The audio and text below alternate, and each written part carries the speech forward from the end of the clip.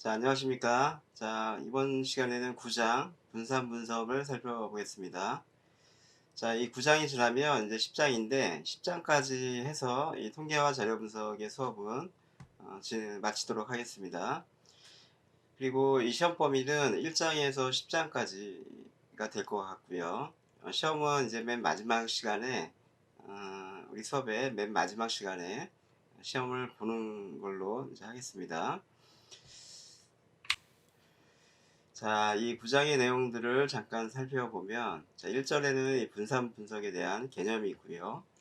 자, 2절에 오시면은, 집단이 3개 집단 이상일 때, 이 차이 검정들은 분산 분석을 통해 이제 수행하고 있습니다. 자, T 검정은 집단이 2개까지 차이 검정을 할 때 필요한 분석이고, 집단이 3개 이상이 돼버리면 T 검정을 할 수가 없고, 자, 분산 분석을 통한 이 F 검정을 하게 되어 있습니다. 그래서 이런이라는 말은 종속 변수가 하나인 경우에 분산 분석을 얘기를 하고 있습니다. 그래서 이절의 내용은 참 중요할 것 같습니다. 많이 쓰이기도 하고 있고요. 그다음에 3절은 이 블럭을 고려한 이 분산 분석인데 한번 이 새롭게 이 교재에 포함된 내용이라 한번 살펴보도록 하겠습니다. 그리고 4절은 보통 이제 수업을 안 했었고요, 과거에. 자, 이원 분석, 분산 분석까지 뭐 알 필요는 없을 것 같습니다, 우리 분야에. 자, 그래서 1절에 이제 분산 분석의 개념을 좀 보시면, 자, 일단 이 분산 분석이라고 하는 것은 종속 변수의 개별 관측치하고, 자, 이들 관측치의 평균값 사이의 변동을, 자, 그 원인에 따라 몇 가지로 나누어 이제 분석을 하는 방법이고요. 예, 통상 이제 아노바라고 이제 부르고 있습니다. 아노바라고 부르는 이유는, 자, Analysis of Variance라는 이 영어 표기가 있죠, 그죠? 거기에 이제 ANOVA를 이제 따가지고, 자, 아노바 이렇게 아노바 분석이다 이렇게 부르고 있습니다. 자, 이런 이 분산 분석은 실험 요인의 종류에 따라 몇 가지로 좀 나누어 구분되고 있는데, 자, 실험 요인의 종류가 이제 하나인 모형은, 자, 이런 분산 분석이라고 이제 부르고 있고, 자, 실험 요인의 종류가 둘인 모형은 이원 분산 분석이다라고 이렇게 부르고 있습니다. 자, 이런 이 분산 분석의 경우에는 이 경영학 분야나, 자, 일반 사회과학 분야에서 보통 이제 실험보다는 3개 이상의 집단 간 차이 분석을 할 때 많이 사용되고 있다는 것이죠. 특히 이제 경영학 분야에서 많이 쓰고 있습니다. 현재 뭐 예를 들어 이 10대, 20대, 30대, 40대 이상 사이에, 자, 이 모바일 게임 플레이 시간에 차이가 있는가라는 그런 연구가 있다면, 자, 집단이 4개 집단이죠, 그죠? 3개 집단 이상일 때 이 모바일 게임 플레이 시간에 차이가 있는가라는 물음에 통계적 검증을 분산 분석을 통해 한다는 것이죠. 자, 그리고 이 집단이 3개인 초등학교, 중학교, 고등학교 교사들은, 자, 하루 평균 수업 준비 시간에 차이가 있는가라는 집단 간 차이 분석에도 이 분산 분석이 많이 사용되고 있습니다. 그러니까 즉, 그 별다른 실험을 하지 않고서도 이 주어진 데이터를 이용해서 차이 분석을 시도하는 경우가 더 많다는 것이죠, 일반적으로.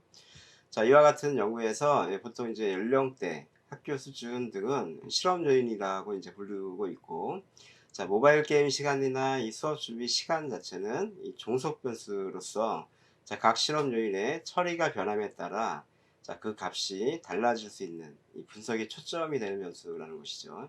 자, 이런 분석의 초점이 되는 변수가 하나일 때는 우리 앞에서 우리 이런 매치 분산 분석이라고 얘기를 했고, 자, 이 실험 요인의 처리가 변함에 따라 그 값이 달라질 수 있는 이 분석의 초점이 되는 변수가 2개면, 자, 이원 분산 분석, 이원 매치 분산 분석 이렇게 부르고 있습니다. 자, 2절에 오시면 이제 이런 분산 분석을 어떻게 하는 건지 잘 설명이 되어 있습니다. 자, 제일 먼저 이제 해야 될 게 이 변동의 원인별 분해가 이루어져야 되는데, 자, 일단 분석의 초점이 되는 변수가 하나인, 자, 이런 분산 분석에 대해서 알아보고, 이 통계적 가설 검증에 필요한 이 새로운 표본 분포인, 자, F 분포에 대해서 학습하기로 하겠습니다. 자, 예제 9-1을 보시면은, 자, 이동 통신사별로 이 고객 평균 통화 시간에 차이가 있는지를 분석 한번 해봐라 라는 간단한 예제입니다. 자, 예제 9-1에서 이 분석에 초점이 되는 변수는 이 고객 평균 통화 시간이겠죠. 그죠? 자, 일단 이 관측치가 5개가 있고, 자, 이동통신사는 A, B, C가 있단 얘기죠. 그죠? 그 다음에 그 안에 있는 숫자들은 고객 평균 통화 시간이 될 것 같습니다. 그래서 전체 평균 시간은 자, 25시간이 되고요. 자, 통화 시간 데이터들은 이 관측지 5개 곱하기 이동통신사 3개 해서 총 15개가 데이터가 나올 것 같아요. 그죠? 자, 이렇게 15명의 소비자의 한 달 통화 시간이 자, 왜 전체 평균인 25시간보다 큰 경우도 있고 작은 경우도 있으며 이 개인에 따라 사용 시간이 변동하게 되는가라는 물음에 이제 답을 해야 될 것 같습니다. 자, 일단 이 사용 시간의 차이 또는 이 변동을 불러일으킨 이유가 있는데 다음에 두 가지라고 합니다. 자, 가입하고 있는 일단 이동통신사가 달라서 이제 그런 경우도 있을 수 있고, 그다음에 분석자가 고려하고 있지 않은 이 다른 많은 요인들 때문에 그렇다는 것이죠. 자, 이 분산 분석에서는 이 첫 번째 유형의 변동 요인들을 자, 실험 요인이라고 이제 부른다는 것이죠. 자, 여기서 이제 실험 요인은 이 가입하고 있는 이동 통신사죠. 통신사들이 이제 실험 요인이 될 수 있고요. 이 두 번째 요인들은 이제 외생 요인이라고 이제 부르고 있고, 자, 통계 분석자가 통제하기 힘든 요인을 이제 모두 묶어서 지칭하는 그런 용어로 쓰이고 있습니다. 자, 그리고 이 실험 요인에 의한 변동과 외생 요인에 의한 변동을 모두 합친 이 총 변동이라고 하는 것도 있는데, 자, 영문으로도 좀 익혀 두시면 좋을 것 같습니다. 이 sum of square total이라고 이제 용어가 쓰이고 있고, 자, 총 변동은 그래서 다음과 같이 정의가 될 수 있다는 것이죠. 자, 이 평균이 25시간이니까 각각 개별적인 관측치 데이터죠, 데이터들과 이 평균과의 차이를 모두 제곱하고 다 합산하게 되면은 자, 이 합산된 금액이 이제 sum of square total이라고 이제 부르고 있다는 것입니다. 그 금액이 이제 138이라는 얘기죠. 그리고 약자는 SSD라고 이제 부른다는 것이고, 잘 눈에 좀 익혀 두시면 좋을 것 같습니다. 그리고 이 138, 이 변동 단위가 이 얻어진 원인들을 즉 15개의 수치가 모두 똑같지 않은 이유가 있다면, 자, 일단 이 가입한 이동 통신사가 다르기 때문이거나 우리 앞에서 봤죠. 그죠? 아니면 이 실험 과정에 개입된 여러 가지 외생 요인의 효과 때문이라고 이제 볼 수가 있다는 것입니다. 그러니까 즉 그 실험 자료의 총 변동은 실험 처리에 의해 또는 실험 과정에 개입된 이 외부 요인에 의해서 발생할 수 있다는 것이죠. 그래서 이 외부 요인에 의한 이 변동 금액들을 먼저 찾아보고, 자, 우리 전체 금액에서 이 외생 요인에 의한 변동분을 좀 빼면 이 실험 요인에 의한 변동분을 측정할 수 있습니다. 자, 외생 요인에 의한 변동분을 계산할 때는 실험 요인별로 구분을 좀 해보시고, 자, 구분된 실험 요인별로 평균과 개별 관측치의 차이를 제곱해서 모두 합산하게 되면 측정할 수 있습니다. 자, 이 SSEF라고 하는 이 외생 요인에 의한 제곱합은 총 변동이죠. 총 변동.